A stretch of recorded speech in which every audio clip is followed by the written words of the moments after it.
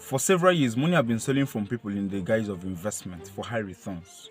Starting from 1869 to today, several investments, or rather Ponzi schemes, have been carried out, with several billions of dollars and naira stolen.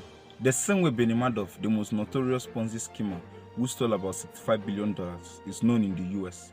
That same way is a Russian businessman, Sergio Mavrodi, is known in Nigeria and other African countries for stealing about 18 billion naira from over 3 million Nigerians. Today, it has been gathered that over 300 billion naira have been stolen from millions of Nigerians in Ponzi schemes. So in this video, we're going to be talking about Ponzi schemes, how they work, how to spot one, and how to avoid them. If you like personal finance and investing, do well to give this video a thumbs up and also subscribe to this channel so that more people can find this video.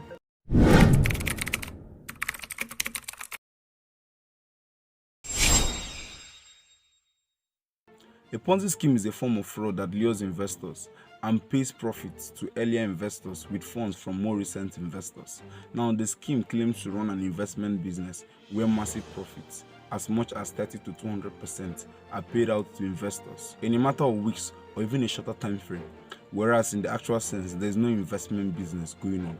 The goal of the scheme is to have more people invest non-stop and to pay out earlier investors with money from more recent investors. So that's just basically how the scheme is being run. And now the catch is, as earlier investors are paid, they go about to share this opportunity with their friends, family and colleagues so that they can also invest and get returns. And this now leaves many people investing in the scheme, making it popular for no reason. is the famous Ponzi scheme known in Nigeria and a few other countries. Now, the term is notorious in Nigeria such that it is used as a synonym to Ponzi. So rather than calling Ponzi, people use the word Here's a basic illustration. Rather than saying there's a new Ponzi scheme in Nigeria, what you hear is there's a new in Nigeria. This term has become so notorious in Nigeria because of the huge amount of money stolen through the scheme. So in this section, we're going to be talking about Nigeria's foremost Ponzi scheme. is an acronym for Mavrodi Mundal movement. Now, the first two words, Mavrodi and Mundal, are names of the Mavrodi brothers who founded the company.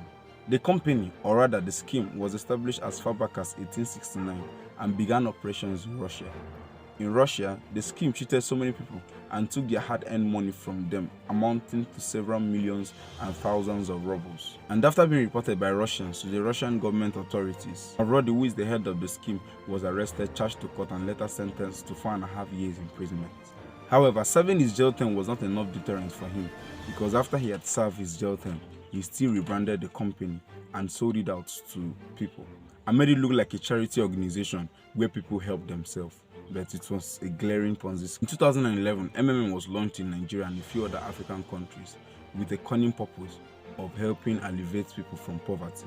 The rate of poverty was so high and people were looking for means and opportunities to increase their money. The company operated in Nigeria as a people helping people scheme, where somebody you don't know, once it gets to your turn, will pay you, and you in turn will pay another person, just like that, differently. And it was going on for a while and people were getting their own returns. So this act distracted many people and made them feel the company was genuine. So nobody was questioning if the scheme was a Ponzi or it was a scam. Also, the returns was very great, I think about 30%.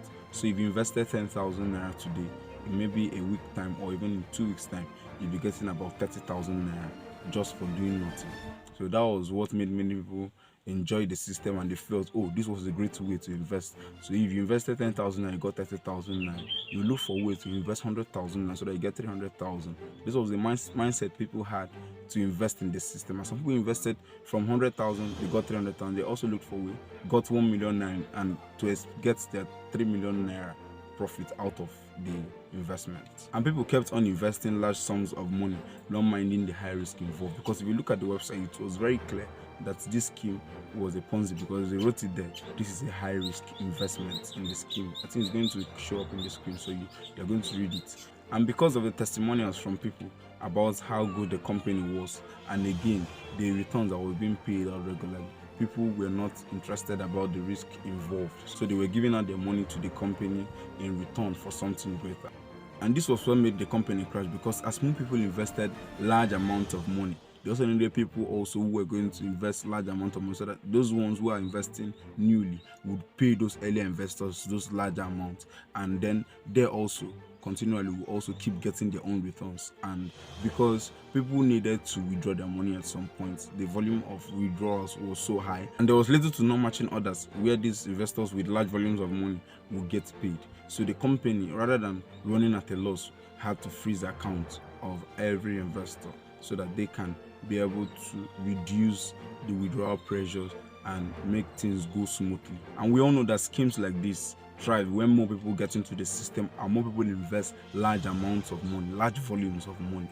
So as the company freezed the accounts of every investor, it came up with a note to all investors that it was just undergoing maintenance for a few weeks, and after that the system will reopen so people can invest and also withdraw their returns. So this notice made many people believe in the system, and they felt, oh, any business that have been going on for a while will have to undergo maintenance so that they can keep the system going very well. And then speculation of the scheme being a Ponzi became very prominent, and people were talking about it. Even government officials began warning people about the system being a Ponzi. And investors were furious because they believed the system had paid over time, so they were going to do it continuously. So this argument about being a Ponzi scheme became very popular. People were talking about it on ground, and others were also talking about it. People even went to social media to talk for the company, and others went also to talk against the scheme. And this continued for a while until when it got to the time where the company was about to reopen, another notice was sent to investors that the company was extending the maintenance period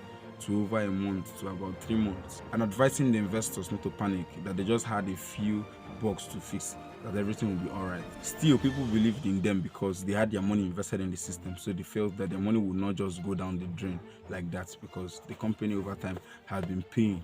So everybody felt, oh, it was not going to go down, it was not a Ponzi, it was not a scam, that everything would be alright. But then the argument about it being a Ponzi scheme became very, very, very, very, very heated. And people were talking about it, on social media, even on news, people were talking about it. And after the 3 to 6 months maintenance period, investors noticed that they were not able to access the website any longer, and the page for withdrawal was no longer opening. So everybody was locked out of the system. It was later they now began to realize that, oh, this was a scam, this was a Ponzi all this time.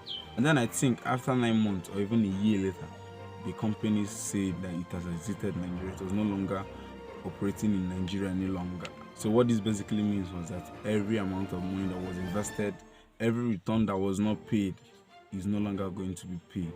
So that was how the system crashed, and that was how people lost their money. So it was later estimated that over 18 billion had been stolen from Nigerians, and the total amount of people who invested in was over 3 million Nigerians. So over 3 million Nigerians invested about 18 billion naira into the system, and that all had vanished. So that was how people lost their money in the Ponzi scheme.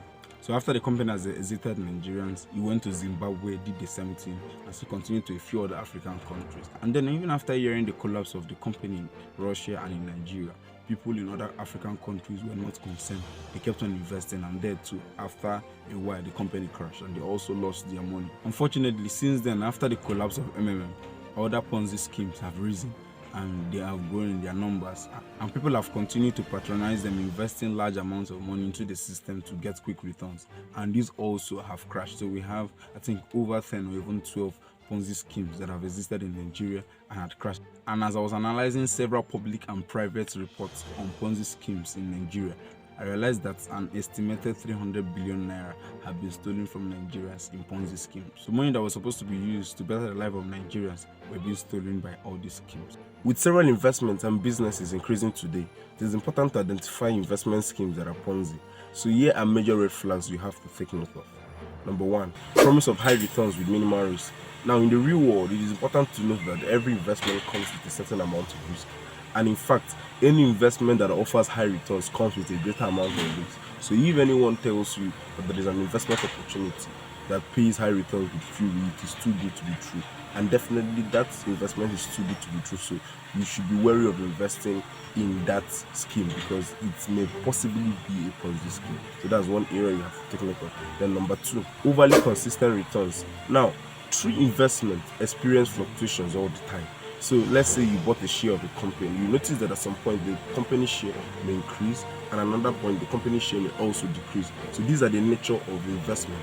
So every investment have times where the market is bad have times where they are dropping, have times where they are increasing as well. So any investment that you are told of that pays high returns consistently, you should be very wary of that investment, because every investment experience fluctuating market conditions. So you should take your time before you invest in any of these companies. Number 3, unregistered investment. Now, while I was going through some files, reports, and videos about NRA, I noticed that some of the guys that represented NRA in Nigeria, then they spoke about when they were asked if the company was registered with the SEC or CAC. They say they are not registered with the CAC. And this is one key point you have to take note of, because every investment should be registered with the Security and Exchange Commission, which is SEC of every country. So before you invest in all of these companies, you do your due diligence so that you can find out if they are registered with the SEC, or if they are SEC approved, or if they are also registered with the state regulators.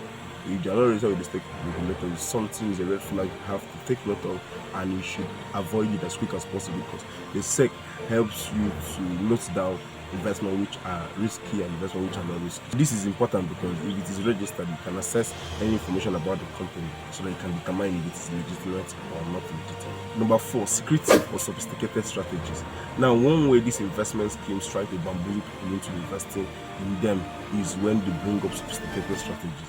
So they formulate procedures that are complex to understand. So as an average person, if you're not educated or if you don't have any financial knowledge, you can easily be co-opted into this scheme, because you would not have the time, or you will not be willing to take enough time to go into trying to understand some of these procedures. So all of these complexities are made to hide important facts from investors. So you have to be wary of investment that are secretive. You also have to be wary of investment that have sophisticated strategies. So these are many more major red flags you have to take note of before making any investment. So rather than losing your money in any Ponzi scheme, there are alternate investments that I spoke about in this video. So you can take your time to watch it to learn of investment I talked about that can give you from 2%, 5%, 7%, 10% to as high as 12 to even 15% annually in any investment. So those ones are less risky and you cannot totally lose your money, like the stock market investing, real estate investing, cryptocurrency investing, and many others. So those are investments that are guaranteed to give you high returns, that are guaranteed to give you returns with less risk. So take your time to study, because there's no investment you won't have to study. So you have to do your due diligence and also take your time to do research before investing your hard-earned money into any investment scheme. Thank you for watching this video. If you have watched this video this far, do well to give this video a thumbs up and also subscribe to this channel if you found this video helpful. And again, if you're interested in getting more videos about personal finance, investing, and entrepreneurship, hit that subscription button and also turn on the notification bell. Thank you for watching this video. See you in the next video.